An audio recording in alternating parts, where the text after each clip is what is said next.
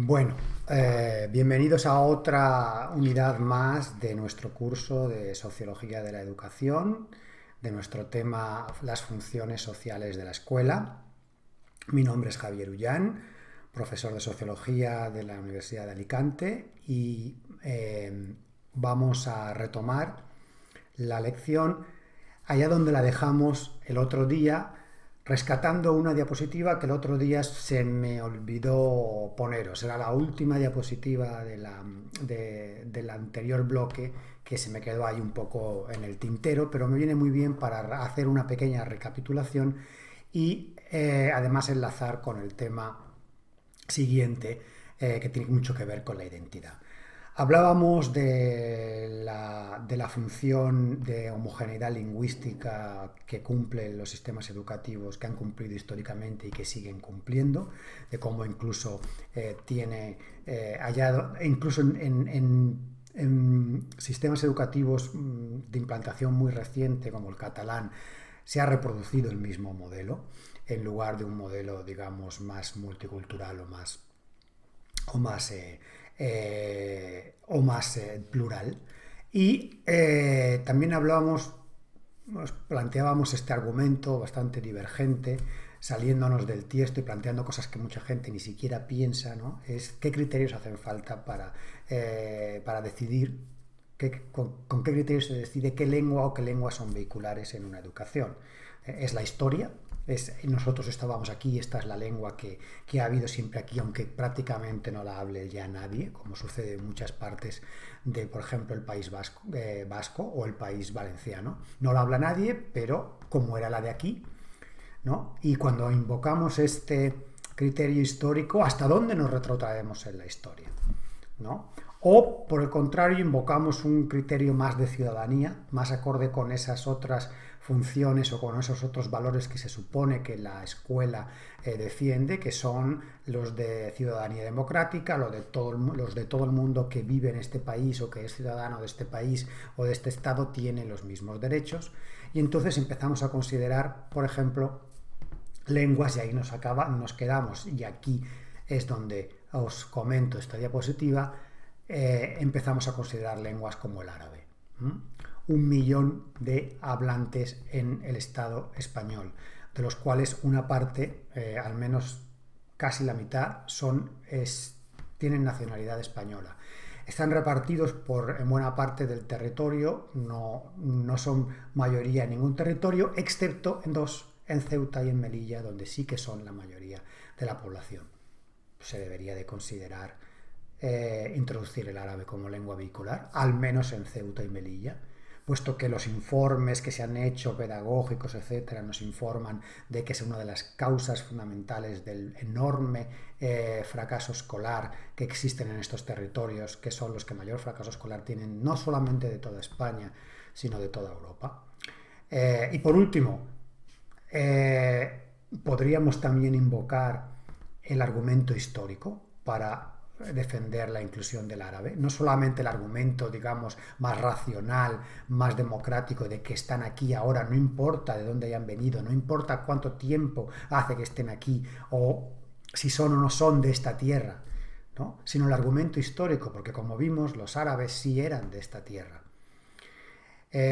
Sí que vivieron aquí durante no 2, 3, 4, 5 años, ni 10, ni decenas de años, sino siglos, exactamente casi 1000 años, y fueron expulsados contra su voluntad de este país, ¿no? Los que han vuelto, evidentemente, no son los mismos, pero hay una continuidad histórica. Tampoco son los mismos los catalanes que vivían en una Cataluña independiente de Castilla hace 500 años.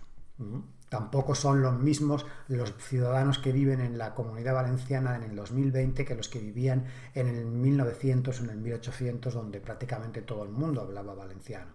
No son los mismos, han venido de otros sitios, ¿no? Por lo tanto, ese criterio es un criterio claramente aleatorio, claramente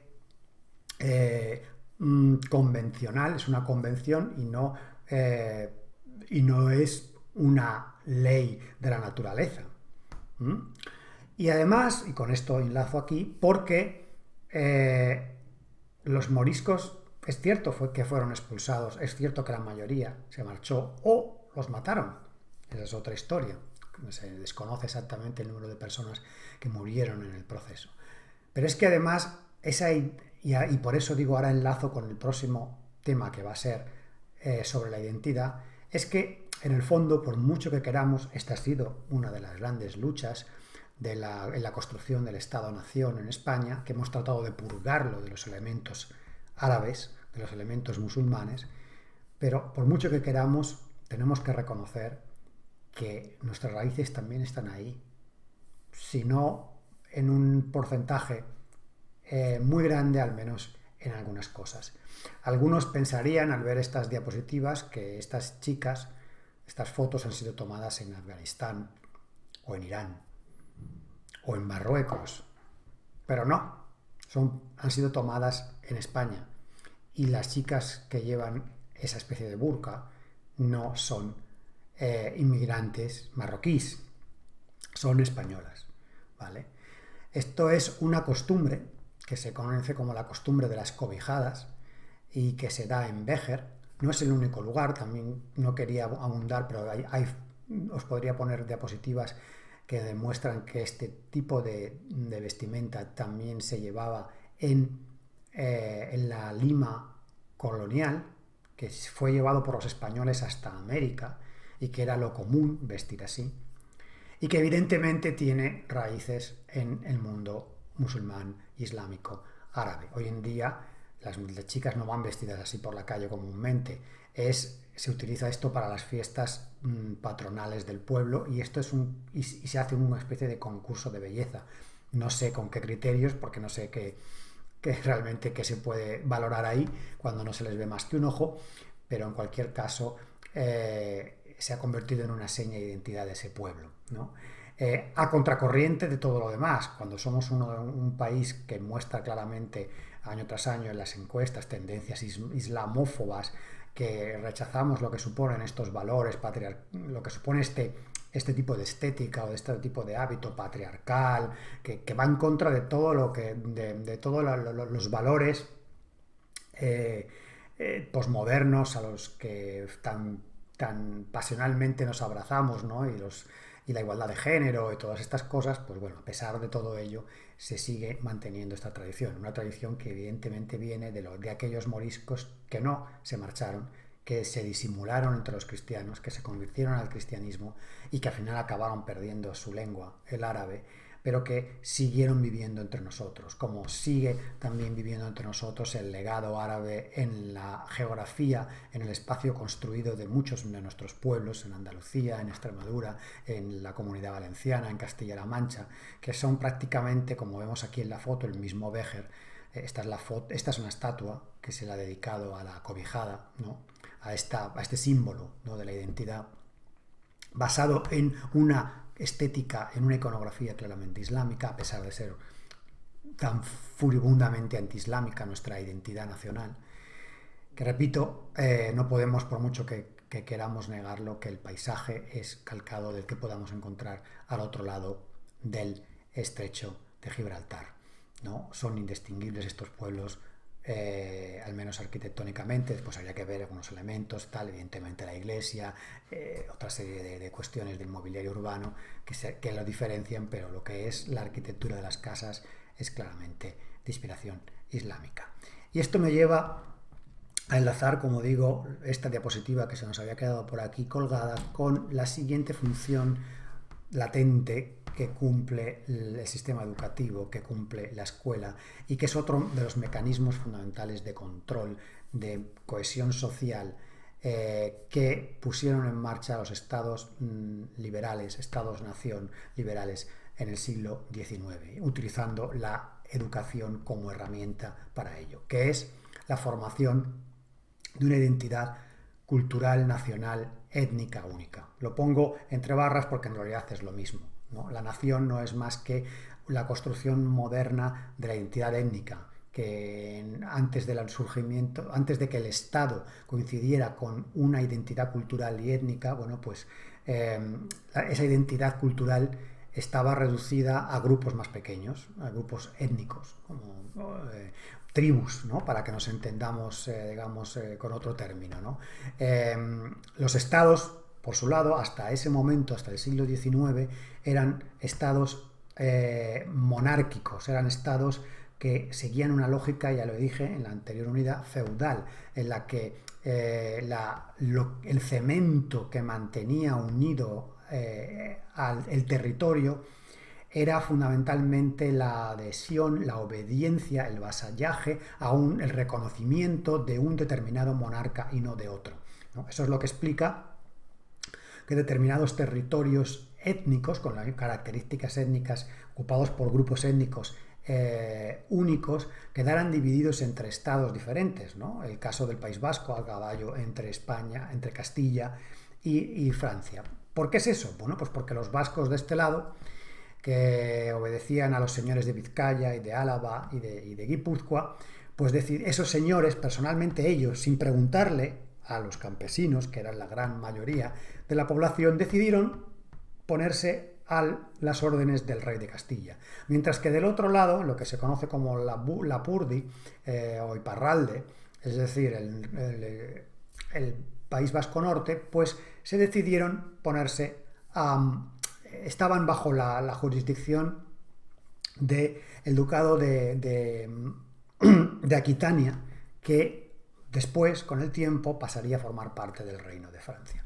La lógica entonces era aquella, porque lo importante era la adhesión política al monarca. Pero ¿qué ocurre a partir del siglo XIX, de la Revolución Francesa? Que las cosas cambian. La base ideológica, la base incluso práctica, ¿no?, en la que se va a basar el Estado, ya no puede tirar del cemento de la adhesión al poder monárquico, ¿no?, sino que se construye, la lógica se construye como desde abajo. Somos los ciudadanos, que somos todos iguales ante la ley, y votando a nuestros representantes en un parlamento representativo, los que damos cohesión, los que generamos el cemento del Estado. De esto se deduce, la conclusión clara, es que si no existe una mínima identidad, un mínimo consenso de a dónde queremos ir, de quiénes somos, por parte de esta base popular, que es la que forma el cemento del Estado, pues ese Estado será un Estado muy débil, un Estado muy ineficiente. Ergo, por lo tanto, la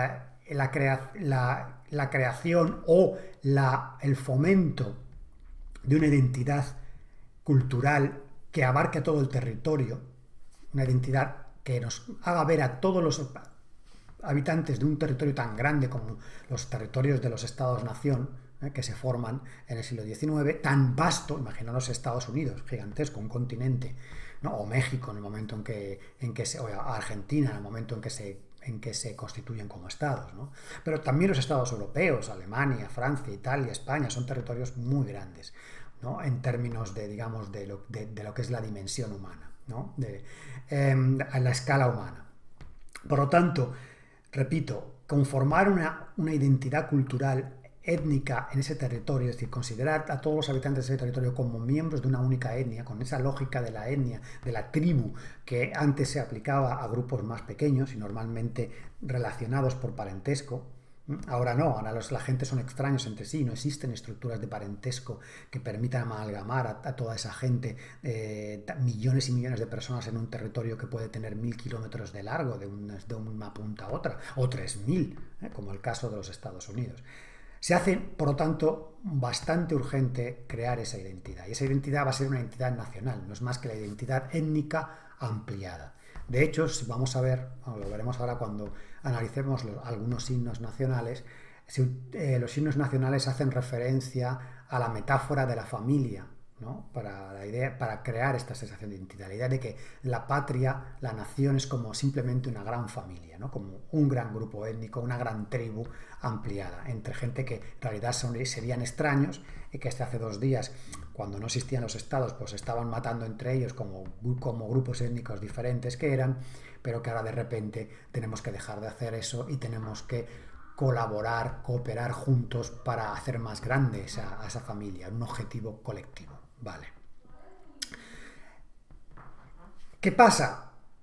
Que, igual que sucedía con la lengua, ninguno de los estados liberales que heredan su territorio de los estados monárquicos previos era homogéneo étnicamente, sino que estaban formados por una amalgama de identidades, ¿vale?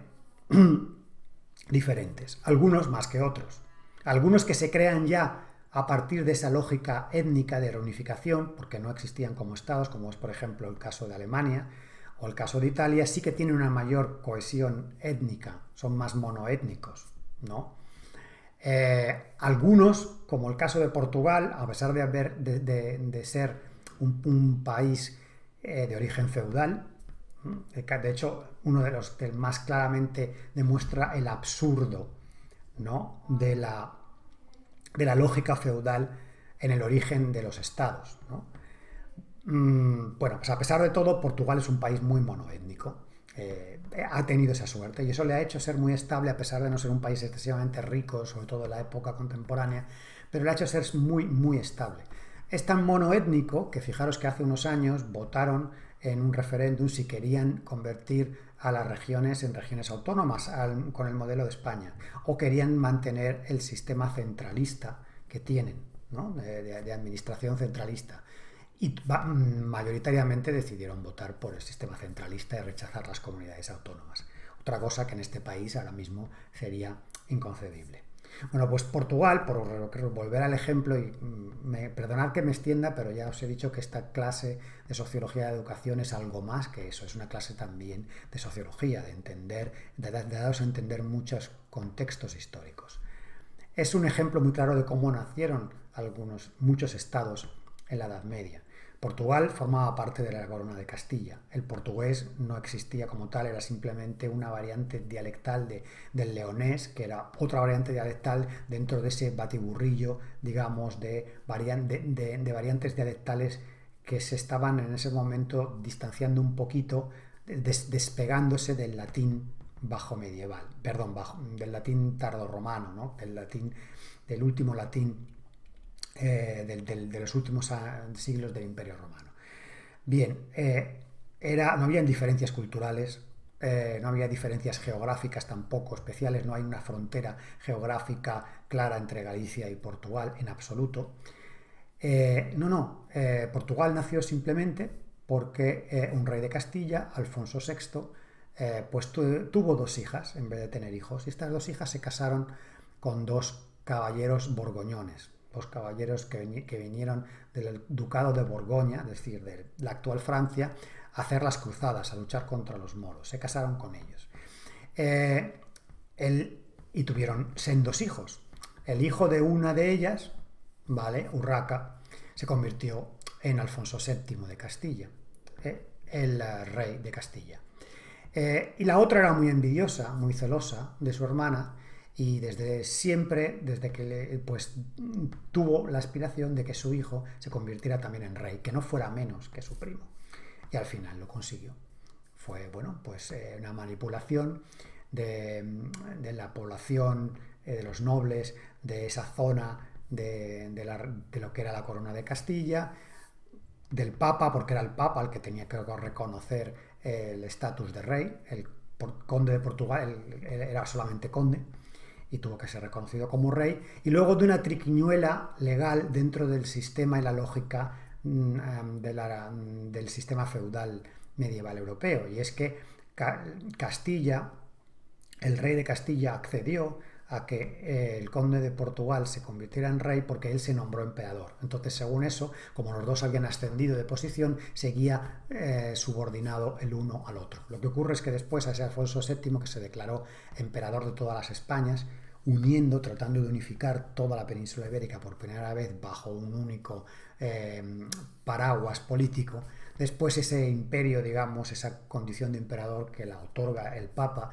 le duró poco. El siguiente rey de Castilla ya no se le concedió el título de emperador, o no se pudo coronar emperador, y fue solamente rey. Y entonces que resulta que que como el rey de Portugal era rey, se consideraron reyes a la par y se declaró la independencia.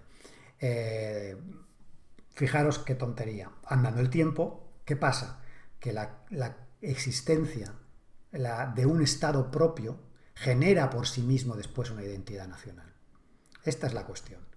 En ese momento, evidentemente, la escuela no jugaba un papel porque no existía. Pero ya se había. Es decir, la escuela no es el único creador de identidad nacional, evidentemente, pero sí es un amplificador muy grande. ¿Vale? Y el hecho de tener un Estado propio en el que después puedes educar a tus hijos, a tus niños de una manera determinada e instilarles determinados mitos patrióticos, determinados valores, pues acaba de afianzar las cosas. Es lo que sucedió en Portugal y es lo que sucedió en todos los estados de Europa y del mundo. En todos ellos, al inicio de la edad contemporánea, el sentimiento patriótico existía, pero era débil todavía. Y podía haberse modificado en muchos sentidos. De hecho, se modificó en algunas zonas que quedaron anexionadas a un territorio y no a otro. Por ejemplo, zonas que después históricamente han sido contestadas, como por ejemplo Alsacia, ¿no? Famosa Alsacia, que se disputaron Alemania y Francia y que provocó 3 guerras entre ellos. Bueno, al final ha acabado por prevalecer la identidad nacional francesa. Los alsacianos se sienten franceses, pero ¿por qué? Simplemente porque Francia acabó ganando esas guerras y acabó imponiendo a través de muchos medios, entre ellos la escuela, su identidad nacional a los niños alsacianos. Bien, ¿cómo efectúa la escuela ese proceso de etnogénesis? Es decir, de insuflar en la gente, en el proceso de socialización, cuando las mentes están frescas, cuando una identidad, esa idea de pertenecer a algo más grande, ¿no? A la nación, y de tener unos valores, una cultura compartidos. Bueno, pues lo hace a través de diferentes metodologías, ¿no? De diferentes procesos, ¿no? Que fundamentalmente se pueden al final reducir a la idea de una enseñanza etnocéntrica de la historia y de la geografía. Etnocéntrico se refiere a una enseñanza sesgada que considera que los valores de la nación, de la etnia propia, son mejores que los demás. Recordad, por poneros un ejemplo, luego veremos más así rápido, pues cómo se nos ha contado a nosotros las guerras de Felipe II con los europeos y cómo se las cuentan a los holandeses, por ejemplo.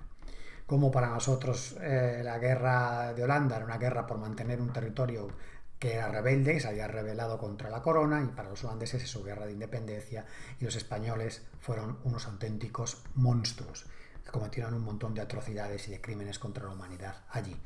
¿Cómo le cuentan la historia de la Armada Invencible todavía hoy en las escuelas británicas y cómo nos la cuentan a nosotros? O cómo nos cuentan a nosotros la historia de la conquista y colonización de América. Se ha mejorado algo, se cuentan ya parte de las barbaridades que se hicieron, pero todavía se le da un cierto tono, digamos, exculpatorio y civilizatorio. Es que llevamos allí un montón de cosas, es que no fuimos como los británicos que masacraron a los indios y no quedó ninguno, porque fíjate dónde están.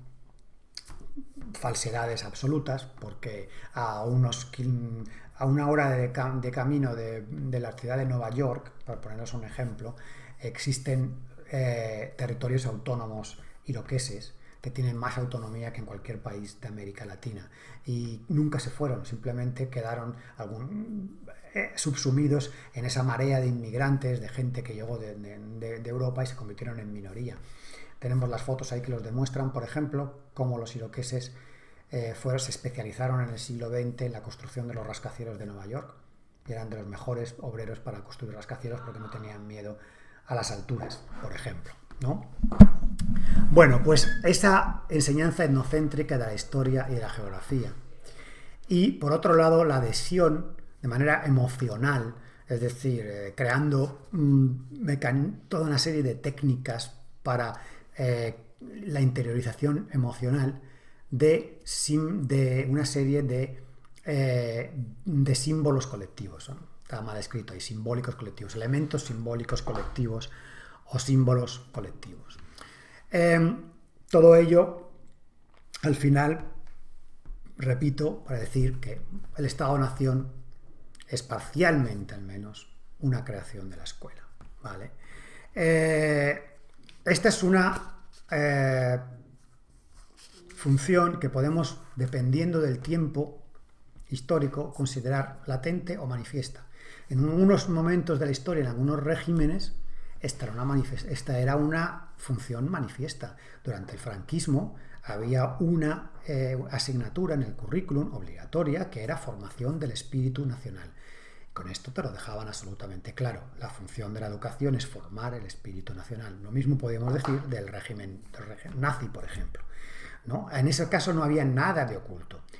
¿Qué ocurre? En nuestras sociedades actuales, posmodernas, mucho más progres, después de todos los excesos del nacionalismo, al menos en España, excesos del nacionalismo que se relacionan con el franquismo o con la dictadura, pues se ha convertido en una materia relativamente tabú. Decir que la escuela está para fomentar el espíritu patriótico, ¿no? Lo cual no quiere decir que todavía no se haga. Se hace, pero menos. Sobre todo, bueno, en España se hace menos, aunque vamos a ver algunos casos en los que todavía esto tiene un carácter bastante fuerte. Y por eso tenemos que ir a ver ejemplos de otros países en donde efectivamente, por la historia que han tenido, esta idea del nacionalismo no se ve con unos tintes tan negativos, tan peyorativos, tan vinculados a una ideología política determinada, a la derecha, a una dictadura, etc. Y se hace sin tapujos. En nuestro caso, pues repito, puede ser es claramente una función latente o semilatente. Semilatente porque en el fondo todas las leyes, y aquí tenemos la ley CELA, establecen que una de las funciones de la educación es conseguir la cohesión social. Eso está ahí, pero no te dice cómo, ¿no? Una de las formas es esta. Bien, vamos a ver un ejemplo de esto que estábamos diciendo. Y vamos a ver, bueno, diferentes ejemplos, ¿no? Esta diapositiva que veis aquí muestra un aula escolar de niños durante la Segunda República en España, ¿no? Un régimen progresista y demás. Y vemos que hay siempre en los aulas, en todas las fotos que vamos a ver, ¿verdad?, una serie de elementos que no pueden faltar, que no faltan. Uno es la bandera, que está aquí desplegada, o el escudo en su defecto. Es decir, la representación gráfica del Estado, para que los niños no se olviden nunca de a quién le deben la lealtad, de en qué lugar están, que no están en cualquier país, que están en este. Y además, el mapa. Siempre la presencia del mapa es ineludible, ¿no? A veces un mapa, a veces dos, a veces un mapa mundi y el mapa del país, pero el mapa del país nunca puede faltar. El mapa mundi puede faltar, el del país no. El mapa se convierte en una herramienta para, a través de la memorización colectiva, grabar a sangre y fuego en los individuos, digamos, hasta los detalles más insignificantes de la geografía nacional. Vosotros a lo mejor no habéis vivido ya una educación así, yo todavía sí, tengo una cierta edad. Una educación en la que nos hacían aprender de memoria todos los ríos de España importantes con sus afluentes por la izquierda y por la derecha, todos los cabos de España, todos los montes más importantes, etcétera, etcétera, etcétera. Y por supuesto todo el rato mirando el mapa. ¿Cuál es el objetivo de esto y los efectos que tiene? Que uno interiorice inconscientemente y que haga suyo hasta el punto de rutinizarlo, de convertirlo en parte de sí mismo, de lo que Bourdieu llamaba el hábitus, esos dispositivos psíquicos de comportamientos y de creencias que forma parte de nuestra identidad, de nuestra personalidad, de que no nos damos cuenta, Bueno, hasta que llegamos a interiorizar que ese es nuestro espacio natural, que ese es el lugar en el que vivimos, que es nuestra casa, ¿no? Sin cuestionarlo. Podéis decir, hoy en día la gente se mueve mucho y puede tener un cierto valor funcional aprenderse todas estas cosas, ¿no? Porque, bueno, pues te vas de viaje por trabajo, te vas de vacaciones, etcétera, etcétera. Pero en los sistemas escolares del siglo XIX, donde se implanta esto, la gente no se movía casi.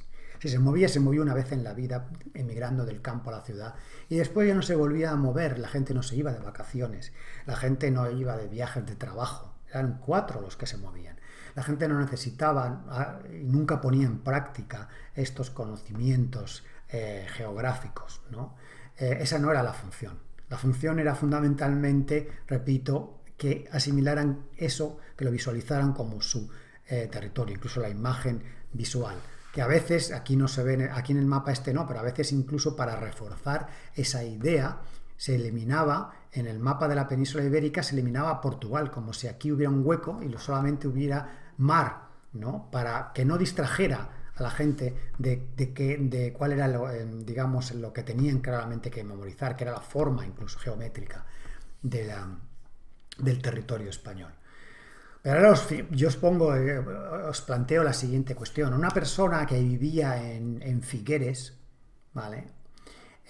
O en Hendaya, en Irún, a la frontera con Francia, ¿para qué necesitaba saber todos los accidentes geográficos de la provincia de Cádiz, que estaba a 1000 y pico kilómetros de distancia? Y sin embargo, ¿por qué la escuela no le ofrecía en absoluto nada de información acerca de lo que había más allá, a unos pocos kilómetros de distancia?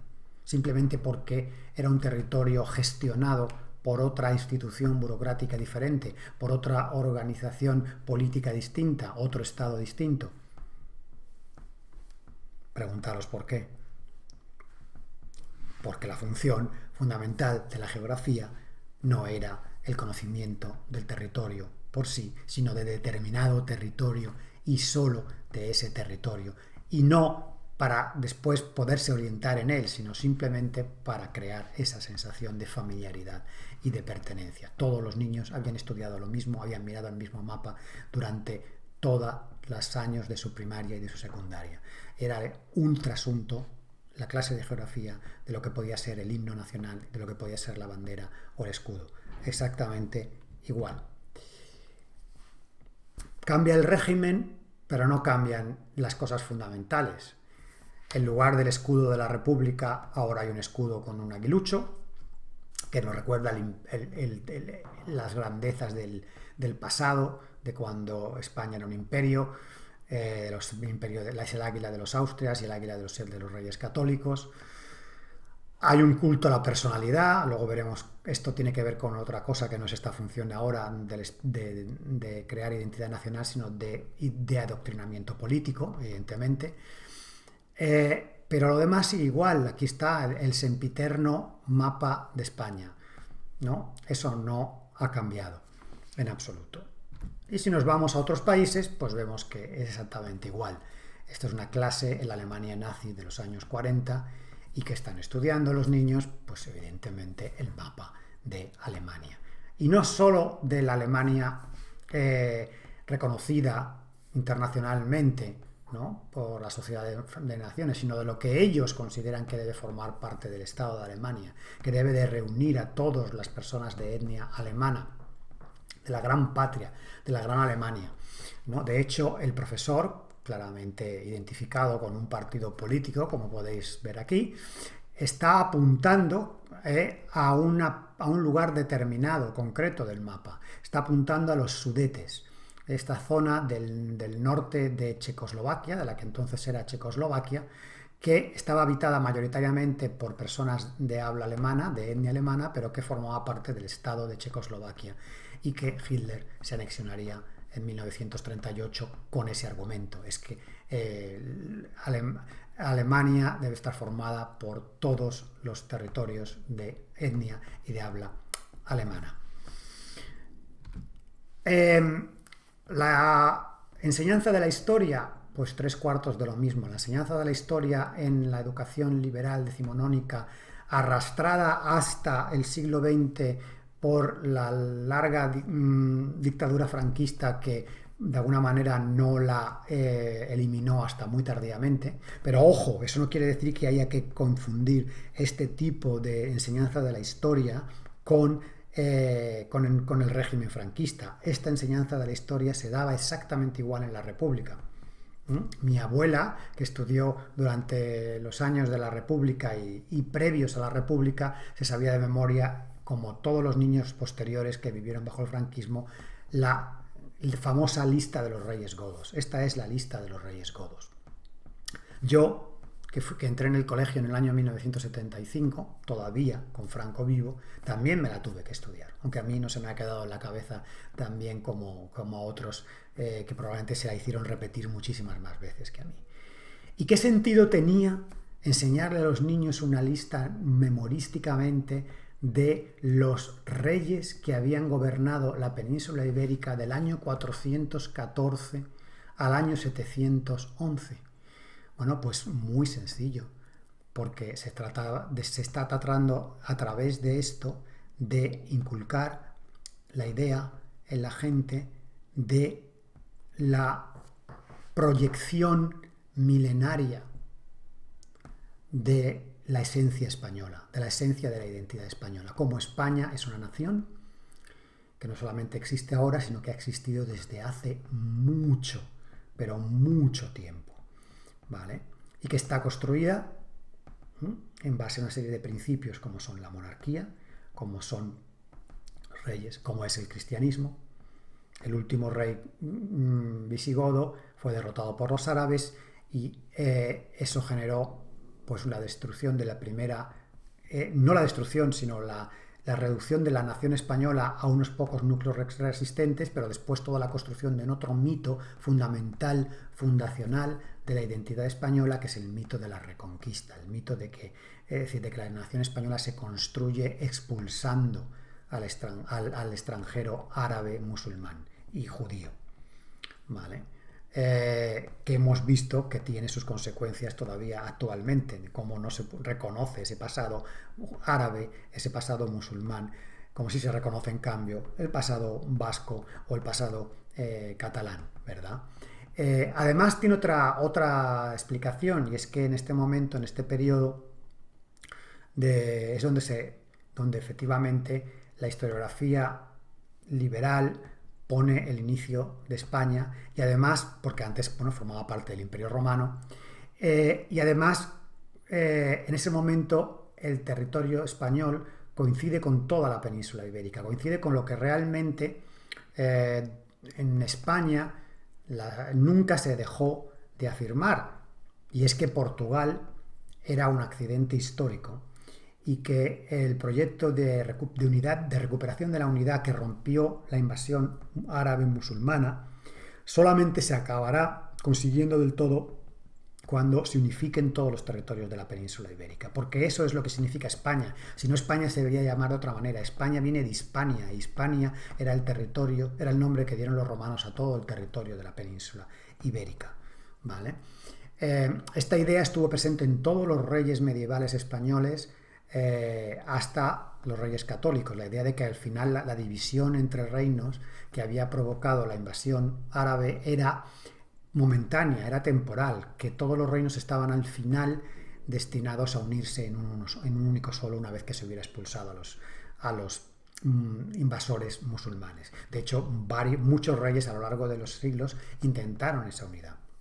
Los reyes católicos lo intentaron, casando a su primogénito, el infante Don Juan, con la infanta de Portugal. Lo que ocurre es que Don Juan murió muy joven, sin descendencia, y entonces pues no se pudo producir esa unión de las coronas en la figura del que habría sido su hijo. Pero después, Portugal, quiero recordarlo para que no lo sepa, fue parte de la monarquía hispánica durante 60 años, de 1580 a 1640, durante 3 reyes, Felipe II, Felipe III y Felipe IV, y que solamente alcanzó su independencia después de una guerra larguísima que duró de 1640 a 1665, 25 años, porque los españoles no se resignaron a dejar ir a Portugal, y estuvieron 25 años de guerra, y incluso todavía después la idea de recuperar Portugal estuvo presente en muchos monarcas. De hecho, hubo un plan en 1808 para invadir Portugal.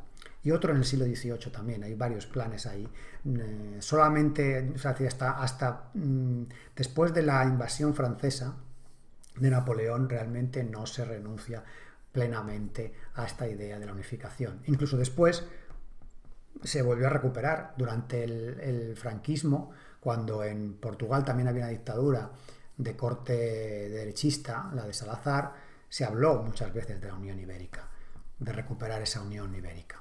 Hoy en día esto pues se traduce en determinadas cooperaciones reforzadas dentro de la Unión Europea, pero ya evidentemente al estar inmersos en un proceso de unificación a nivel continental ya no tiene sentido, pero siempre ha habido esta imagen que ha estado, esa idea que ha estado por ahí, digamos, subyaciendo a los proyectos políticos en España. Y la lista de los reyes godos, de los monarcas que gobernaron todo el territorio de la península ibérica, de alguna manera es un símbolo de eso.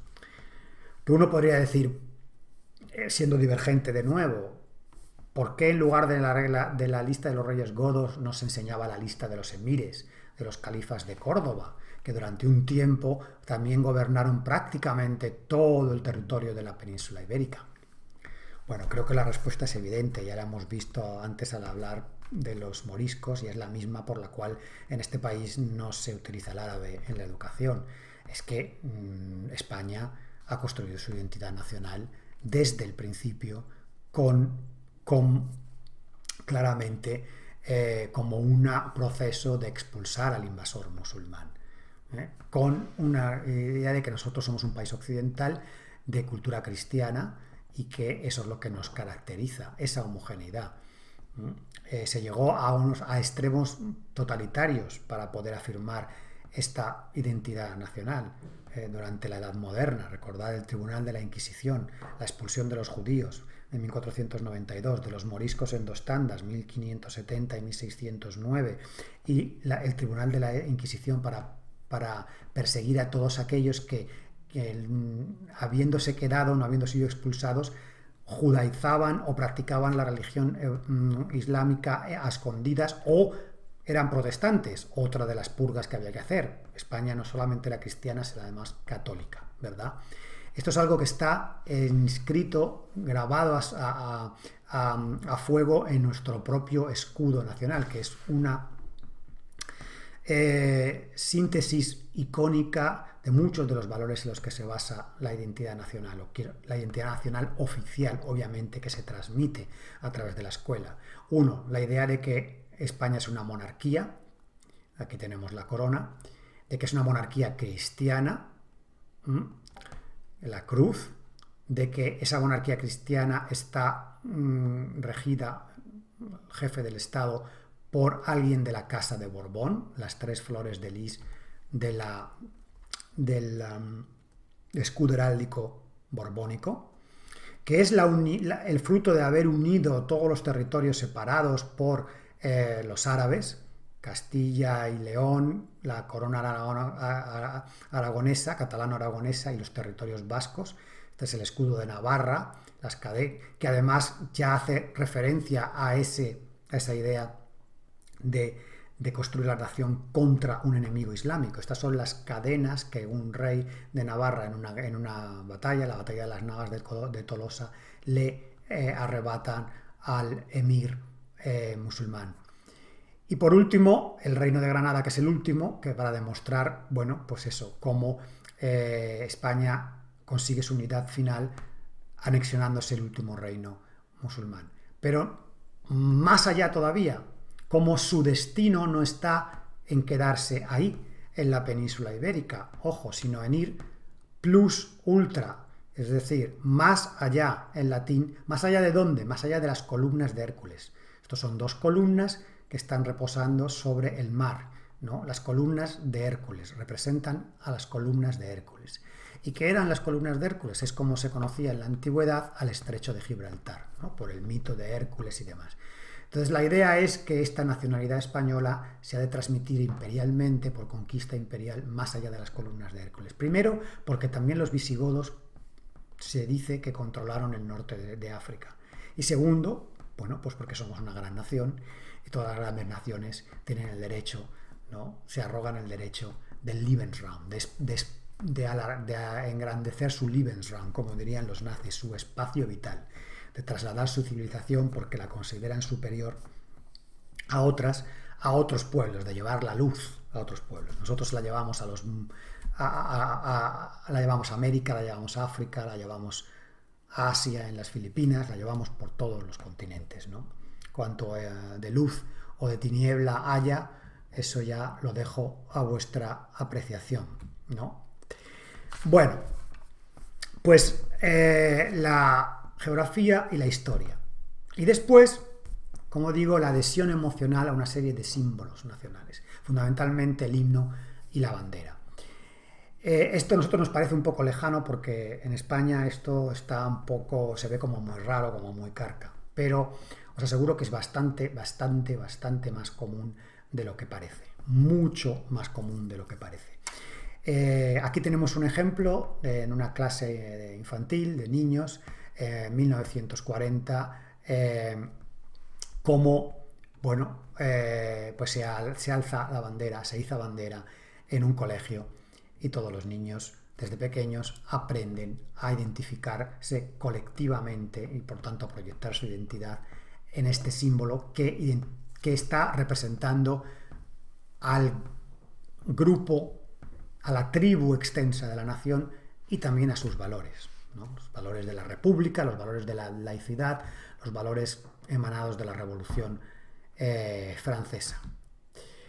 Pero repito, eso es 1940, pero esta foto está tomada recientemente en un aula americana, en donde antes de empezar a cumplir con las otras funciones de la escuela, como los conocimientos basados en la ciencia y la racionalidad, como las habilidades prácticas para el trabajo, antes de nada, lo primero, todos los días, es cantar el himno nacional y recitar la que se llama la allegiance, o sea, el juramento de fidelidad al país, ¿no? Que es este que tenéis aquí. I pledge allegiance to the flag of the United States of America and to the republic for which it stands, one nation, under God, indivisible, with liberty and justice for all.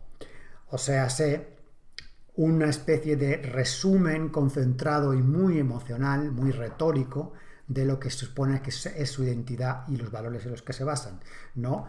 Presto juramento a la bandera de los Estados Unidos y a la república que representa una nación, unidad, nada de divisiones étnicas, diferentes identidades, ¿no? Under God, una religión, en este caso no se mencionan católicos y protestantes porque hay de todo allí, pero sí la creencia en Dios. Y si uno no cree en Dios, ¿qué hace? ¿Se queda calladito durante el recitado de este juramento o no es americano? ¿O se tiene que hacer sentir mal porque no cree en Dios y por lo tanto hay algo ahí que no cuadra, ¿no? Indivisible, con libertad y justicia para todos. Repito, a nosotros estas imágenes nos pueden chocar, nos pueden parecer incluso muy, muy fachas, porque hacen referencia a una estética militar. Va más allá de izar la bandera. Es que se copian exactamente las mismas ceremonias que en el ejército.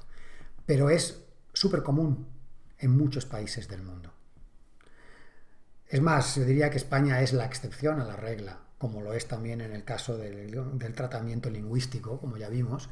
También en esto es una excepción a la regla y también evidentemente como fruto de nuestra historia, la identificación de todos estos rituales patrióticos nacionales como algo con una orientación ideológica determinada. Aquí, como vemos, estas imágenes son todas tomadas de México. Este tipo de rituales se hacían con los gobiernos de derechas y se siguen haciendo con el gobierno de izquierda que tienen ahora. Y se hacen en Colombia, se hacen en Argentina, se hacen en la Cuba revolucionaria comunista, también allí se hace lo mismo, se hacen en el Brasil de Jair Bolsonaro, se hacen en Sudáfrica, se hacen en la India, se hacen en Marruecos, se hacen en Israel, se hacen en Japón, se hacen en Filipinas, se hacen en Turquía, se hacen en Perú, se hacen en la Costa de Marfil. J'aime mon drapeau, amo mi bandera. Se considera una actividad de interés público, aquí lo veis, activité d'intérêt public.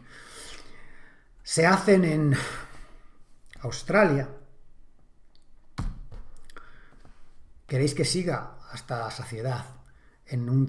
Vamos al contexto más europeo, pero decir, no, pero es que son países de América Latina, de África, están retrasados, tienen un concepto diferente. Se hacen en casi todos los países europeos de nuestro entorno, de la Unión Europea. Se hacen en Grecia, se hacen en Polonia, se hacen en las socialdemocracias más avanzadas del mundo, los ejemplos que se ponen de todo, de sociedades más progresistas, las sociedades perfectas por naturaleza, ¿no? Como Noruega, Italia, aquí tenemos Italia, y el Reino Unido, por ejemplo, donde está muy ligado a la victoria en la Segunda Guerra Mundial, a la derrota de los nazis y de los alemanes. Está ligado al final de la Primera Guerra Mundial. Es el ritual patriótico que se conoce como Poppy Appeal, que todo el mundo durante el mes de octubre lleva una especie de amapola, que esto recuerda una poesía escrita por un poeta inglés de la Primera Guerra Mundial que cayó en combate y que hace una metáfora entre los campos de amapolas maravillosos que digamos que representan la paz, la belleza y la sangre, ¿no? Los campos regados de sangre de los muertos en combate de la Primera Guerra Mundial. Y ese día, bueno, pues es toda una exacerbación del sentimiento patriótico ligado a la victoria, ligado por tanto a la derrota de otros, a la construcción del enemigo. Cuando uno ve este tipo de cosas, como se instilan a los niños desde pequeños, yo he llevado a mis hijos a colegios británicos durante 5 años y han tenido que hacer esto, es mucho más, va más allá de lo que veis aquí. Hay una misa, hay el canto del himno, etcétera, etcétera. Pues uno empieza a explicarse también un poquito más cuestiones como el Brexit, ¿no? Cómo la gente todavía sigue viendo a los alemanes, a lo que viene del otro lado del Canal de la Mancha, como el enemigo de alguna forma, ¿no? También recuerdo, hablando concretamente de Grecia, como el Día de la Independencia de Grecia en todas las escuelas, y lo recuerdo porque mi hijo tiene un amigo griego, y la comunidad griega aquí en Alicante, que son poquitos, pero los hay, pues ponen en escena este ritual todos los años, el Día de la Independencia Nacional, que se consiguió en 1820 de Turquía. Y es una especie de teatro en el que participan los niños de la escuela, en el que se representa a los turcos como una gente muy mala, muy malísima, malísima, y a los griegos como los héroes absolutos que luchan por su libertad y por los valores de verdad, los buenos, ¿no? Y derrotan al mal, ¿no? Evidentemente, después cuando uno va a Grecia y ve todavía los prejuicios y el odio que se tiene hacia los turcos, 200 años después, pues uno empieza a preguntarse también si no sería mejor que las escuelas dejaran de transmitir este tipo o hacer este tipo de rituales, ¿no? Hemos visto lo que hay aquí y es una manera, una advertencia de que, ojo, repito, nosotros somos un poco una excepción. No parece que este tipo de función de la escuela, de exacerbar el sentimiento patriótico, esté desapareciendo, sino que todo lo contrario, parece que se mantiene o que incluso están regresando. Os pongo el ejemplo de Francia, que muy recientemente, el 26 de julio de 2019, ha publicado una ley, ¿vale?, llamada por una escuela de la confianza, en la cual refuerza esta función y la pone de manifiesto, aquí sí, totalmente de manifiesto, esta función de construcción identitaria, nacionalista, en el fondo, de la escuela de la educación, ¿no? Dice, el emblema nacional de la República Francesa, la bandera tricolor, azul, blanca y roja. Añaden, esta es la parte, digamos, moderna, la bandera europea, el escudo de la República y la letra del himno nacional deben ser expuestas en cada una de los salones, de las aulas de clase. Es decir, volvemos a lo mismo. Por si acaso se había perdido la costumbre, hay que volvérselo a recordar a la gente. Eso sí, con el añadido, estamos en el 2019, de fomentar también la identidad europea, ¿no? Pero claro, yo he subrayado aquí en rojo esto, la letra del himno nacional. ¿Y por qué lo he subrayado? Porque ahora vamos a dedicar unos minutos en una subsección independiente de esta unidad a analizar algunos de los himnos nacionales que no solamente que sigan en vigor a nivel del Estado, sino que la escuela sigue fomentando y sigue enseñando a sus alumnos, ¿no? El primero de ellos es la Marsellesa. Todos lo habéis oído, todos lo conocéis. El himno nacional de Francia, que data de la Revolución Francesa, ¿vale? De una serie de revolucionarios que venían para unirse al ejército republicano, venían desde Marsella y venían cantando esta canción, la habían convertido en su himno. Y de ahí, pues, la República Francesa lo coge como himno para todo el país, ¿vale? ¿Y qué dice este himno? Muy interesante analizar la letra y después reflexionar sobre los valores que contiene y, por lo tanto, si es o no es adecuado en el siglo XXI, en el año 2021, seguirle a los niños fomentando que canten estos valores, aunque al final no sean ni conscientes a veces de lo que cantan, ¿no? ¿Qué dice? Pues dice, fijaros, vamos, hijos de la patria. Primer análisis. Lo vamos a ver también en otros himnos nacionales que analizaremos a continuación. Se expresa la idea, la metáfora de que el territorio, el Estado, ¿vale?, es como una gran familia, es como una gran tribu, ¿no? Aunque tú no los conozcas, aunque tú no sepas quién son la gente, son parte de tu familia. Te tienes que sentir identificado con ellos, ¿no? De hecho, la palabra patria lo dice lo mismo, viene de padre, ¿no? Es la idea de que el territorio es como el padre, ¿no? O la madre patria, ¿no? Es como la madre y el padre de todos nosotros y por tanto todos nosotros somos sus hijos, ¿no? El día de gloria ha llegado. Este es un himno republicano y por lo tanto, como veremos, tiene muchos menos alusiones a la religión que otros himnos que son, aunque sean republicanos también, desde el punto de vista del modelo del Estado, son menos seculares, ¿no? La República Francesa es demasiado heredera de la Ilustración como para no ser otra cosa que secular, pero aún así se utiliza también el lenguaje religioso. La gloria no es nada más que el cielo. La gloria, por si no lo sabía alguien de dónde viene esta palabra, la gloria es ese estado de éxtasis que uno siente, las almas sienten cuando pues llegan al cielo y viven eternamente en la contemplación de Dios, ¿no?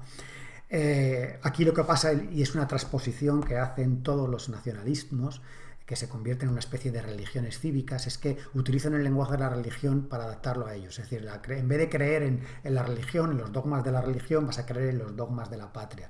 En lugar de luchar en la vida por Dios, vas a luchar por la patria, ¿no? En lugar de los valores que emanan de la religión, pues los valores que emanan del Estado, pero con el mismo nivel, digamos, de alguna manera de aceptación dogmática. No se ponen en cuestión. Son los que son y punto, ¿no? Y los rituales, muchos rituales, algunos no, algunos están copiados de los rituales del ejército, pero otros rituales y otra serie digamos, de vehículos iconográficos y de expresión claramente son un remedio de la religión. Por ejemplo, la erección de altares a la patria, ¿no? ¿Qué significa esto? Los altares a la patria, la tumba del soldado desconocido al que se va a rendir pleitesía como si fuera un santo, como si fuera Dios, ¿no? Como si fueran los mártires, ¿no? Esta idea de que el que cae por la patria es un mártir, ¿no? Igual que los que caían por la religión, los que daban su vida por la religión, ¿no? Por lo tanto, está ese elemento, aunque en este caso no sea explícito, está implícito el elemento de asimilar la identidad nacional con una especie de religión, como algo que no se pone en cuestionamiento, ¿no? Bueno, por lo tanto, vamos, hijos de la patria, el día de gloria ha llegado contra nosotros, el estandarte sangrante de la tiranía se ha levantado, ¿no? Aquí está la idea de que es que vamos a encontrar en todos los signos después. La identidad nacional no solamente se construye internamente, es decir, somos parte de un colectivo y tenemos estas características, sino que se construye siempre relacionalmente hacia el exterior. Tenemos ¿con qué? Con la construcción, digamos, de un enemigo. Tenemos un enemigo. La patria tiene enemigos y eso es lo que nos hace, uno de los elementos fundamentales que nos hace estar unidos, el que tenemos un enemigo común, el que tenemos gente que quiere nuestra destrucción, que nos quieren imponer su dominio y su modo de ver la vida y nosotros tenemos que defender el nuestro frente a este enemigo. En el caso de la Marsellesa, ese enemigo es interno. En parte es interno, es la tiranía de la monarquía absoluta, pero también era externo, porque la monarquía, en el momento en que este himno se compuso, Francia, la revolución, los valores que representaba la revolución estaban amenazados por una coalición internacional de monarquías absolutas, que viendo amenazado también, evidentemente, su poder, si la revolución se extendía, deciden acabar con la revolución francesa. Los austriacos, los reyes alemanes, los monarcas ingleses, los borbones en España, etc., ¿no? Por lo tanto, también cuando se está hablando del estandarte ensangrentado de la tiranía, están hablando del enemigo exterior. Y esto lo vamos a ver repetido en todos los himnos. Hay un enemigo exterior y eso nos da cohesión interna, ¿no? Y cuando no lo haya, habrá que inventarlo. Para eso está el himno, para recordarnos que, aunque en este momento estemos en paz, siempre habrá un enemigo exterior que nos aceche en el futuro, porque el mundo es así y siempre al final habrá un enemigo. Y por lo tanto no podemos bajar la guardia, no podemos estar desunidos entre nosotros. Tenemos que seguir siendo una familia unida, porque en cualquier momento puede llegar otro enemigo de fuera, ¿no? Bueno, escucháis en los campos mugir a esos feroces soldados. Esos feroces soldados son los soldados del enemigo. Y aquí hay otro elemento que se utiliza en todos los himnos, que es la despersonalización, la demonización y animalización del otro, ¿no? Nosotros somos los únicos humanos, los otros no son humanos, son bestias. Por eso no hablan, mugen como las vacas, ¿no? como las bestias, ¿no? Ellos vienen se os están echando en vuestros brazos para degollar a vuestros hijos y a vuestros compañeros, ¿no? Fijaros, ¿no? Es decir, la demonización, ¿no? Total, son demonios que vienen para masacrarnos, para asesinarnos, etcétera, ¿no? La idea, por lo tanto, del peligro es una idea que une mucho, que crea mucho sentimiento nacional y patriótico, ¿no? Que invisibiliza por un tiempo todas las diferencias y los conflictos internos que existen ineludiblemente en cualquier sociedad, ¿no? Porque ahora tenemos una urgencia, ¿no? Que es que nos están masacrando, nos están degollando nuestros enemigos, que son como bestias, que no son ni siquiera humanos, ¿no? Y por último, la llamada a la movilización, a las armas, ciudadanos, formad vuestros batallones, marchemos, que una sangre impura riegue nuestros surcos. Ojo, importante, la relación entre sentimiento nacional y sentimiento militar y violencia y guerra está constantemente ahí, ¿no? Y la justificación de esa violencia por los motivos que sean, de defender a la patria o de hacerla más grande. La justificación de la violencia. Algo que nos puede parecer a nosotros horrible hoy en día, a nuestros valores actuales, sin embargo está aquí y lo cantan en la escuela. Se fomenta todavía el canto. Es decir, que una sangre impura, de nuevo, no son humanos, no son como nosotros sí somos perfectos, ¿verdad? Riegue nuestros surcos, ¿no? La metáfora se refiere, bueno, está dirigida a una sociedad fundamentalmente formada por campesinos todavía en aquella época, ¿no? Por lo tanto, es una metáfora que llega mucho porque se refiere a la cotidianidad de la mayoría de la gente, los surcos de la tierra, ¿no? De donde se plantan donde se planta el cereal, los cultivos, ¿no? Imaginaos esa metáfora, ¿no? Toda la sangre del enemigo en vez de agua, ¿no? Inundando los surcos. ¡Qué horrible! ¿No os produce repelús? Sin embargo, cuando la gente canta el himno nacional de Francia, pues se emociona, como vamos a ver en este vídeo de YouTube.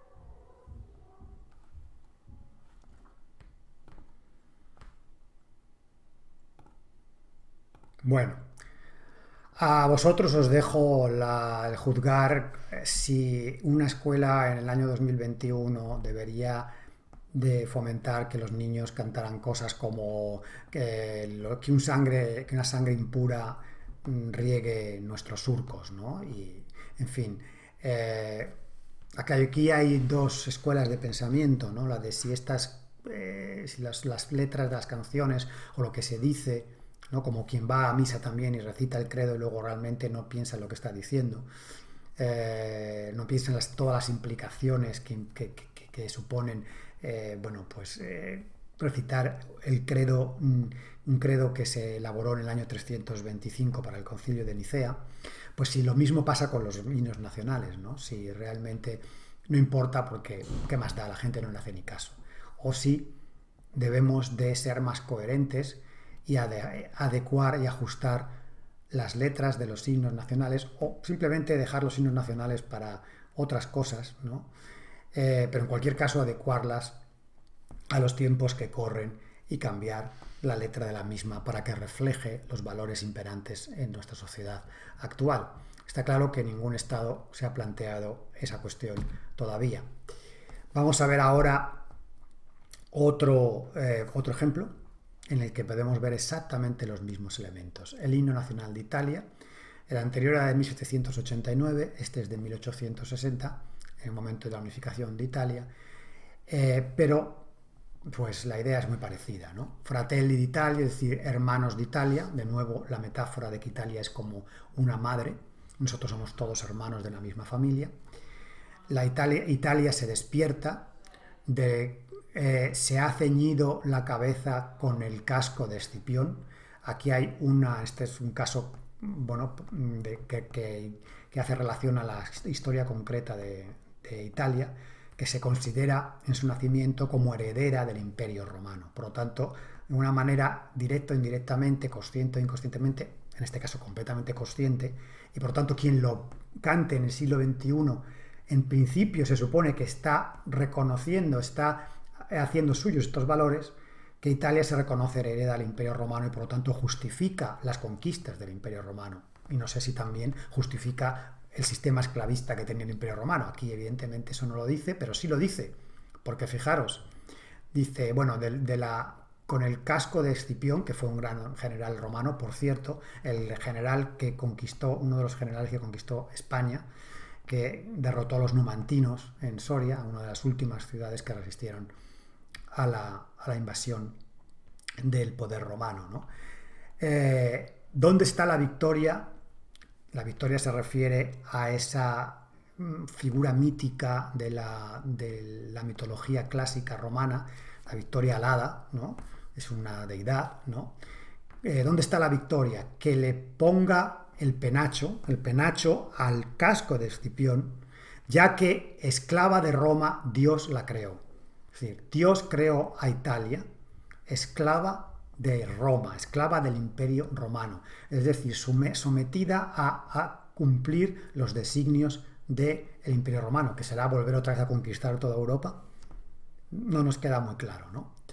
Pero continúa, es decir, bueno, aquí tenemos, repito, como en el caso de la Marsellesa con la Gloria, tenemos la referencia a Dios, ¿no? ¿Y qué pasa? ¿Los ateos no tienen derecho a sentirse patriotas? ¿No? Como en el caso de los Estados Unidos. Después, la metáfora militar o los elementos que nos llevan hacen referencia o nos dan la imagen de militar, ¿no? Tengamos prietas las filas de la cohorte. La cohorte eran las unidades militares romanas, ¿no? Estamos prontos a morir, estamos listos para la muerte, estamos listos para la muerte porque Italia llamó. La idea de que cuando Italia llama, cuando la madre patria llama a defenderla, o en este caso a defenderla del enemigo exterior, aquí aquí hay una ausencia, aquí no hay una referencia al enemigo exterior, sino más bien lo que parece es hay una llamada a la conquista exterior, cuando Italia te llame de nuevo para extender el Imperio Romano, para recuperar el Imperio Romano, la gente tiene que sacrificar su vida. ¿Cómo se sacrifica la vida por Dios? ¿Cómo se sacrifica la vida por algo con una idea trascendente, ¿no? Que va más allá? Fijaros hasta qué punto el nacionalismo del siglo XIX trata de remedar a la religión y de tratar de destruir el individualismo, que por otro lado estaba creando paradójicamente el sistema capitalista, ¿no? De destruir el individualismo, de decir, no, tú no eres un individuo, al final cuando la patria necesite de ti, tú tienes que estar dispuesto a todo, hasta el punto de estar dispuesto a dar tu vida por ella. ¿Qué Estado tiene derecho a pedir eso a sus ciudadanos? Bastantes que nos pidan ya que colaboremos con nuestros impuestos y con otras muchas cosas, como para que nos pidan que demos nuestra vida por ellos. Sin embargo, repito, esto se sigue cantando en los colegios. No os voy a poner el de Italia porque no tengo aquí listo el vínculo y vamos a pasar a ver el siguiente, ¿no? El himno nacional de México. ¿Por qué el de México? Bueno, pues porque es un ejemplo de lo que son todos los himnos, digamos, en América Latina y porque si tenemos que pensar en un país que sea lo más parecido posible a España, mucho más que cualquier país europeo de nuestro entorno, ese país es México. México, que cambió su nombre cuando la independencia a México, pero que antes se llamaba Nueva España, precisamente. Un país formado por una gran cantidad de indígenas y mestizos y una élite de origen español, criollo, que en aquel momento cuando se crea el país era indiferente, no se podía distinguir de la élite española y que aún hoy en día comparte muchísimos elementos culturales de muchos tipos, ¿no? Además, el himno nacional de México, curiosamente, no la letra, pero sí la música, la compuso un español. Así que, bueno, se puede decir que en parte es también un himno español, ¿no? Bueno, pues ¿qué dice? ¿Qué dice el himno de México? Pues de nuevo, repito, los mismos elementos que encontramos en otros, ¿no? Mexicanos al grito de guerra, el acero aprestad y el bridón, ¿no? El grito de guerra, y retiembla en sus centros la tierra al sonoro rugir del cañón. Es decir, bueno, de nuevo la apelación a la guerra, a dar la vida por la patria, a luchar por la patria, ¿no? A luchar por la patria, que es al mismo tiempo luchar por Dios, porque no se concibe la identidad nacional sin la identidad religiosa, ¿no? El destino de la patria, en el cielo lo escribió el dedo de Dios. Y repito, ¿y si uno es ateo? ¿Qué pasa? ¿No? Y de nuevo la cohesión a través de insuflar el miedo al extranjero demonizado como enemigo. Si os sale un extraño enemigo, extraño, profanar con su planta tu suelo, su planta en vez de su pie, es decir, la demonización no es totalmente humano, es un animal. Piensa, patria querida, que el cielo un soldado en cada hijo te dio. Es decir, tienes que ser soldado sí o sí. Uno no puede escoger, porque ser mexicano, el ser patriota va consustancialmente unido a estar dispuesto a defender con las armas dentro del ejército a tu patria, ¿no? Tus hijos te juran el juramento, exhalar en tus aras su aliento. Las aras es el altar de la patria, de nuevo la metáfora de la religión. La patria es como la nueva religión en la que hay que dar la vida, como los mártires, ¿no? En fin, vamos a ver esto en una ceremonia muy elaborada, cómo se les graba a sangre y fuego, pero es decir, bueno, no, con música, ¿no? En las cabezas de cada uno de los mexicanitos y mexicanitas todavía en nuestros tiempos, ¿no?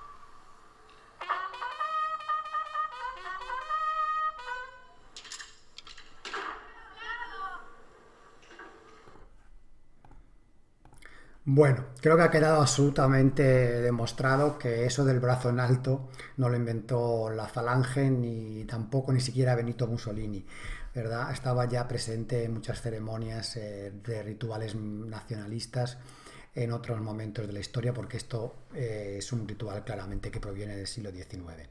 Bueno, lo que habéis visto no es una escuela militar, no es una escuela especial, es una escuela normal y corriente, una escuela cualquiera, en un día cualquiera, es un día, el día de la, evidentemente, de la independencia de México, el día nacional, pero una escuela cualquiera en cualquier punto de la República Mexicana. Y en el año 2020, con un gobierno de izquierdas en el poder, ¿verdad? El que, por lo tanto, no tiene nada que ver con quién esté o no esté gobernando la República.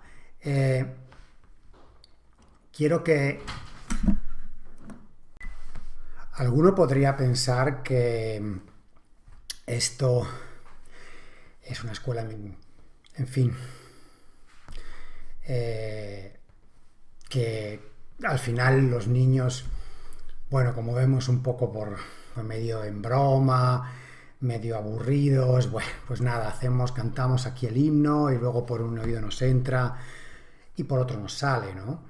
Pero no es tan así. Es decir, os voy a poner un vídeo ahora en el que se demuestra que esta constante repetición de un ritual genera una adhesión emocional y que tiene efectos sobre la construcción de la identidad colectiva que después, de adultos, de manera espontánea, se manifiestan. Se manifiestan, por ejemplo, en actos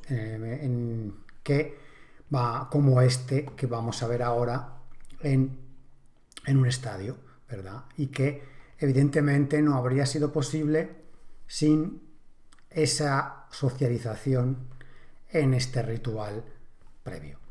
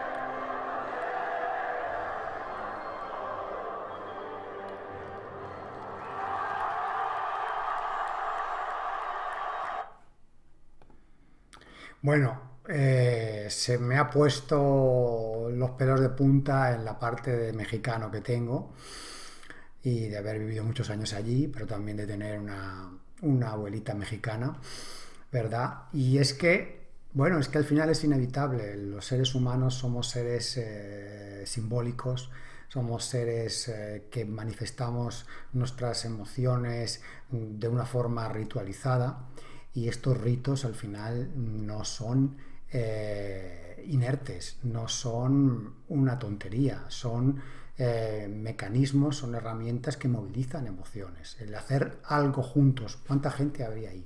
20.000, 30.000 personas, todos haciendo lo mismo a la vez, todos cantando las mismas palabras a la vez, aunque al final no estén de acuerdo, no se hayan puesto, digamos, a a pensar racionalmente en lo que están diciendo, en que están en el tono hostil, agresivo, belicista de lo que están cantando.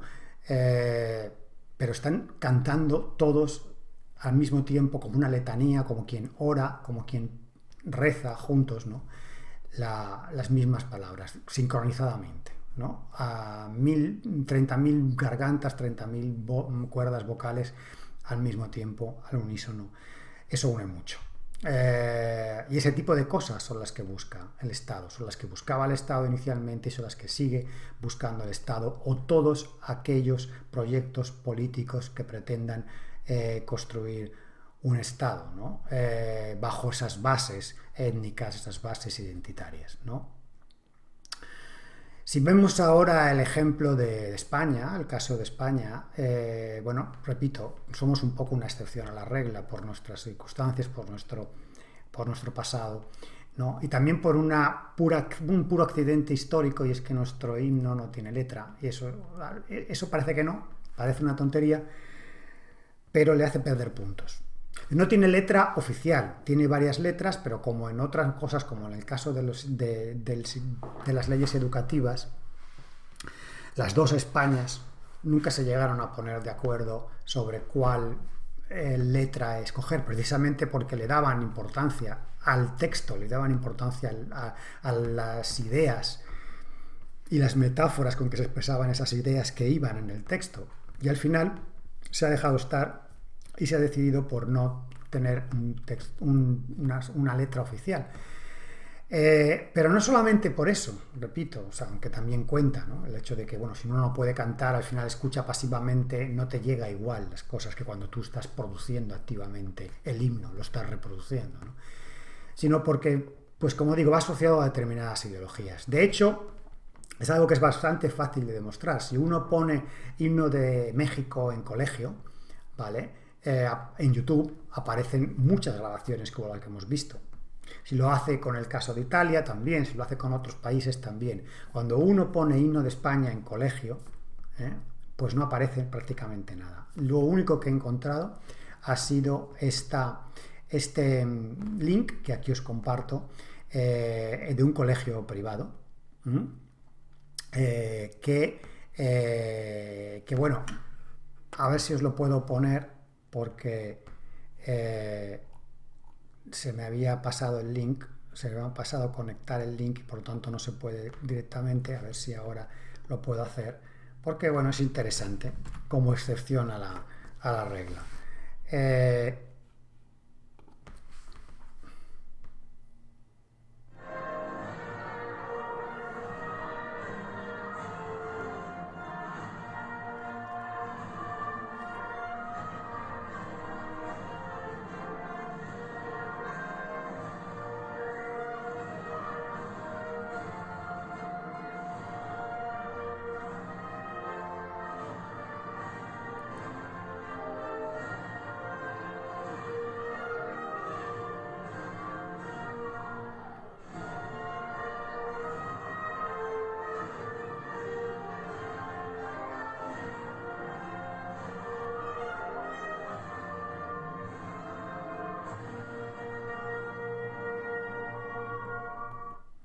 Bueno, como veis es muy reciente porque llevan todos los niños mascarilla, son niños muy pequeños, la estética del colegio, de los uniformes indican claramente que es un colegio privado, por lo tanto nos habla de una determinada clase social y también quizá cómo va asociado a determinadas ideologías, ¿no? Pero es interesante algunos de los comentarios, ¿no?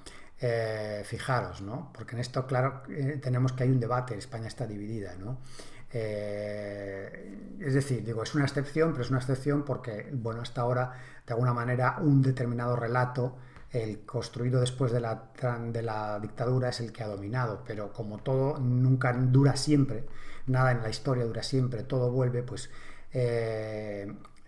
hay mucha gente que vería con buenos ojos este tipo de cosas, igual que existen en otros países, que se normalizaran este tipo de cosas, ¿no? Que tenemos algunos comentarios, ¿no? Los pelos de punta, aplausos, esto tendría que ser lo normal, somos españoles, amo mi bandera, mis colores, mi gente, mi himno, orgullosa de ser española, Hay que educar a los niños en el amor a España, que no lo pierdan nunca, en el orgullo de ser españoles por encima de todo. Yo eso de por encima de todo, en fin, el himno de Alemania, el Deutschland über alles, empieza así. El título del himno es la primera línea de la primera estrofa, significa exactamente eso: Alemania por encima de todo, ¿no? Deutschland über alles, Germany over all. Y sinceramente yo creo que hay muchas otras cosas que hay que poner por encima de una identidad nacional, ¿no? Sin llegar a demonizar tampoco la identidad nacional, siempre y cuando no sea intolerante con las demás. Creo que la idea de España por encima de todo, o Alemania por encima de todo, o México por encima de todo, pues es nacionalismo, y no precisamente del que ha tenido buenos efectos a lo largo de la historia, ¿no? Otro comentario que demuestra que aquí hay una lucha cultural, una guerra cultural, ideológica y política larvada. No se ha sacado mucho el tema todavía, pero bueno, como todo, solo pues cuestión de que alguien lo ponga encima de la mesa y que se empiece a plantear la necesidad de introducir cosas como estas en el currículum educativo, ¿no? Dice: al camarada Iglesias le saldrá urticaria cuando vea las imágenes. Ole por ese colegio, ¿no? En fin, creo que queda claro lo que quiero decir, ¿no? Como digo, esto de momento es una excepción a la regla, excepto en una zona de España, por unas razones muy concretas. Y esto es Cataluña. Y es porque el nacionalismo catalán claramente se ha subido a ese barco, se ha subido a ese tren desde hace mucho tiempo, ¿no?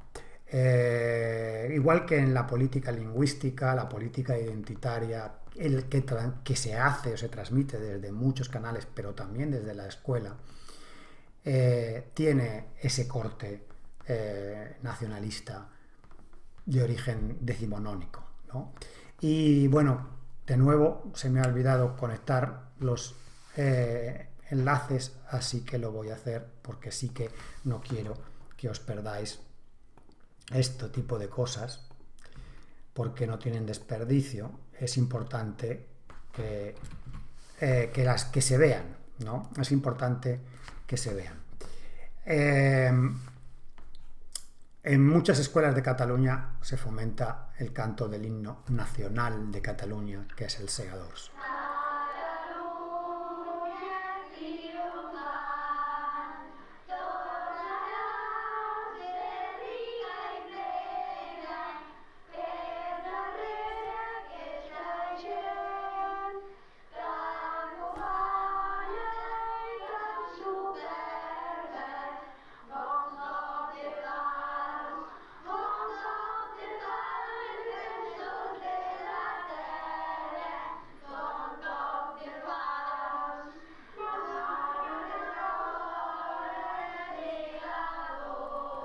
Bien, ese sería un ejemplo, y cómo después esto, repito, lo que se enseña en el colegio después se aplica en la calle, ¿no?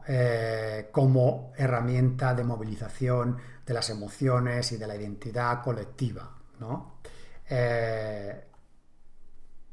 Aquí tenemos un ejemplo, si nos permite la publicidad, de los días de movilización durante el referéndum.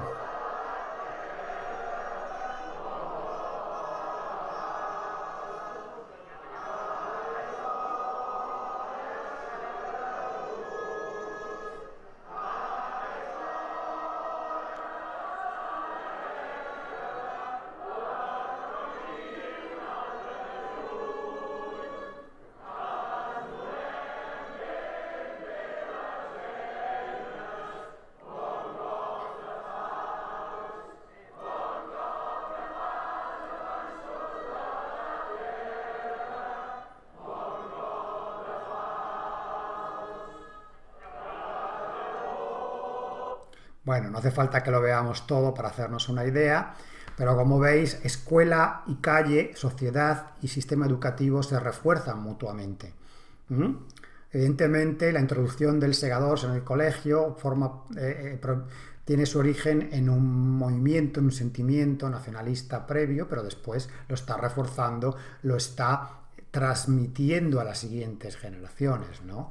Y de la escuela a la calle a la política, ¿no? Todos unidos en una única...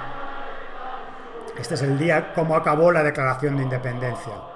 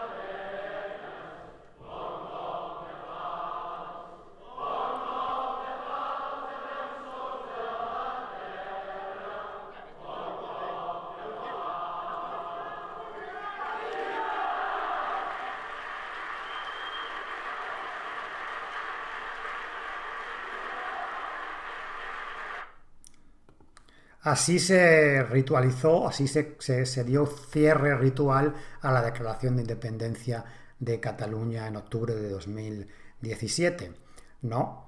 Pero claro, para todos aquellos que no habléis catalán o que no hayáis entendido bien, no conozcáis la letra de los segadors, ¿no? Que no la hayáis entendido bien porque hay mucho ruido ambiente y demás, os estaréis preguntando qué están cantando esta gente, ¿no? Esta gente que se considera que están luchando contra la opresión de un Estado, en fin, que consideran precisamente bastante arcaico, etcétera, ¿no? ¿Qué está cantando esta gente? ¿Cuál es la letra, ¿no? de este himno, ¿no? Bueno, vamos a ver cuál es esa letra y después vamos a analizarla, ¿no? Vamos a verla o vamos a escuchar el himno leyéndolo, ¿no?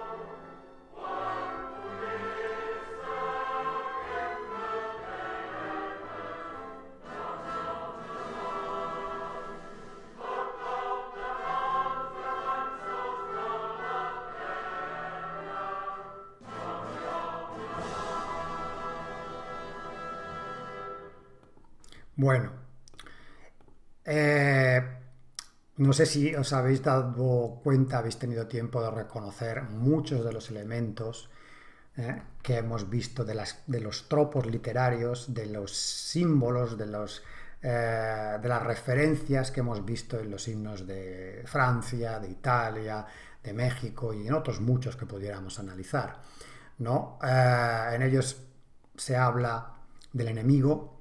¿Y quién es el enemigo? El enemigo son los castellanos y es la monarquía, porque el himno está haciendo referencia a esto.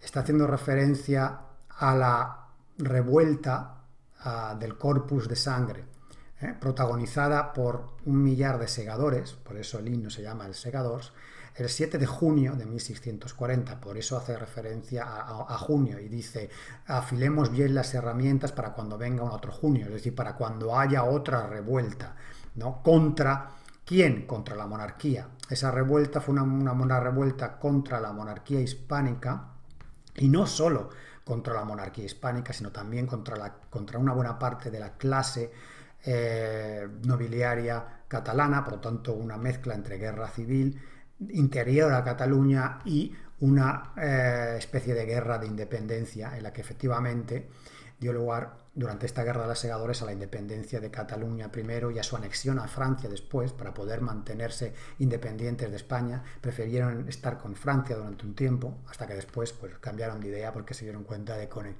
que con el centralismo francés de los Borbones ya instalados en Francia en el trono, mientras que en España estaban los Austrias, que tenían una visión más federalista de la política territorial, pues les iba peor y después pidieron su reingreso a la monarquía hispánica, ¿no?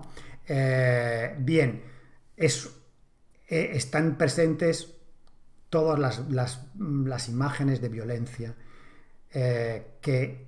justificada evidentemente contra el enemigo, un enemigo que es ufano y que es soberbio, por tanto que no tiene unas características morales positivas, que están presentes en los otros himnos. De hecho, hay una incitación clarísima a la violencia, metafórica.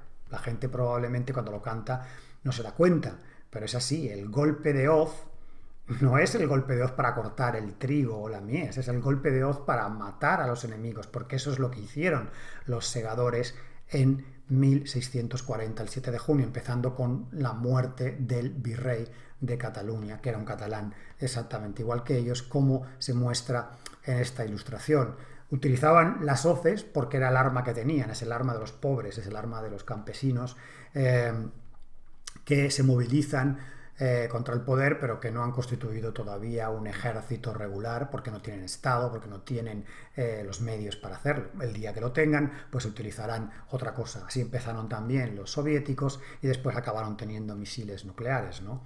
En cuanto tuvieron un Estado para poderlos desarrollar. Por lo tanto, es decir, buen golpe de hoz es estar glorificando una violencia que tuvo lugar. De hecho, el himno, que fue compuesto en 1899, en pleno momento de emergencia del nacionalismo catalán, no fue aceptado plenamente como himno por el catalanismo. Muchos catalanistas, muchos regionalistas o incluso nacionalistas de aquella época no estaban de acuerdo con que en 1899 se compusiera un himno de estas características, tan agresivo, ¿no? Un famosísimo intelectual de aquella época, Valentí Almirall, que era catalanista, él mismo, tildó el himno en 1902 de canto de odio y fanatismo. No fue aceptado. Sin embargo, en 1993, 100 años después de haber sido compuesto por alguien con una mentalidad todavía imbuida del siglo XIX, de ese nacionalismo belicista, nacionalista, colonialista, patriarcal, chauvinista, etcétera, del siglo XIX, en el 1993 alguien, la clase política catalana, decidió adoptarlo como himno nacional de Cataluña. Podían haber adaptado la música y haber cambiado la letra por una que estuviera más de acuerdo, más acorde con el espíritu de los tiempos, ¿no? Ya que lo hacían desde cero.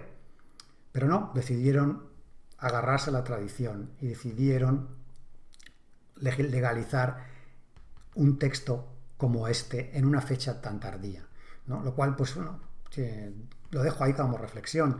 Otros signos que hemos visto fueron aprobados como tales en un periodo histórico muy lejano y después pues nadie ha tenido, digamos, el interés o se ha movilizado para cambiarlos. Quizá también, aquí hablo un poquito por desconocimiento, porque el íter burocrático legal para cambiarlo sea a lo mejor muy complicado, que requiera un consenso muy grande en el Parlamento, porque haya que modificar la Constitución. No lo sé, cada país será diferente, pero en cualquier caso fueron compuestos y aceptados como tales, incluidos en el corpus legal de los estados en el siglo XIX, incluso en el siglo XVIII, en el caso de Francia.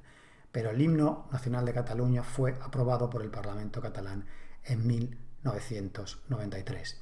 Claro, esto nos sorprende cuando vemos otro tipo de actitudes que se transmiten a los niños a través de la escuela.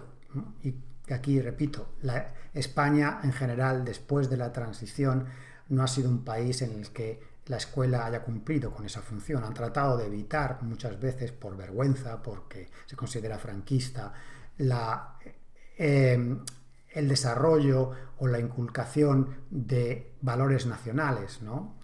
Excepto en Cataluña y sobre todo en los últimos tiempos, ¿no? Aquí tenemos un ejemplo de fotos tomadas en los meses previos al referéndum de independencia en 2017, como se ve claramente cómo se fomenta una identidad nacional, incluso ligada a determinados partidos, ¿no? Determinada por la bandera, ¿no? Porque esta bandera no es la bandera oficial de Cataluña, sino la bandera republicana adoptada por un partido en concreto, que es Esquerra Republicana de Cataluña, ¿no? Pero bueno, hay que entender que el nacionalismo catalán va muy ligado al republicanismo y que por lo tanto esta bandera en realidad es la bandera nacional de Cataluña para aquellos que consideran que Cataluña sí es y debe ser una nación independiente. Bien, aquí la escuela, ¿qué función de las que hablábamos antes está cumpliendo? Está formando a la gente en un pensamiento racional, está enseñando conocimientos científicos para entender el mundo, está enseñando a la gente cómo tener un trabajo, habilidades para que después pueda buscar un trabajo.